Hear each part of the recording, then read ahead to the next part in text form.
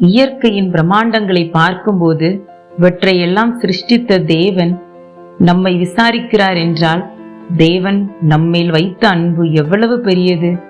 இதை உணர்ந்து தேவனை மகிமைப்படுத்துவோமா? சங்கீதம் 8ஆம் அதிகாரம்.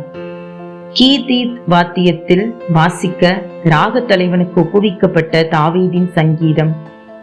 எங்கள் ஆண்டவராகிய கர்த்தாவே, உம்முடைய நாமம் பூமி எங்கும் எவ்வளவு மேன்மையுள்ளதாய் இருக்கிறது. உம்முடைய மகத்துவத்தை வானங்களுக்கு மேலாக வைத்தீர். பகைஞனையும் பழிக்காரனையும் அடக்கி போட தேவரீர். உம்முடைய சத்துருக்களின் நிமித்தம் குழந்தைகள் பாலகர் வாயினால் பலன் உண்டு பண்ணினீர். உமது விரல்களின் கிரியையாகிய உம்முடைய வானங்களையும் நீர் ஸ்தாபித்த சந்திரனையும் நட்சத்திரங்களையும் நான் பார்க்கும்போது, மனுஷனை நீர் நினைக்கிறதற்கும் மனுஷகுமாரனை நீர் விசாரிக்கிறதற்கும் அவன் எம்மாத்திரம் என்றேன். நீர் அவனை தேவதூதரிலும் சற்று சிறியவனாக்கினீர். மகிமையினாலும் கனத்தினாலும் அவனை முடிசூட்டினீர்.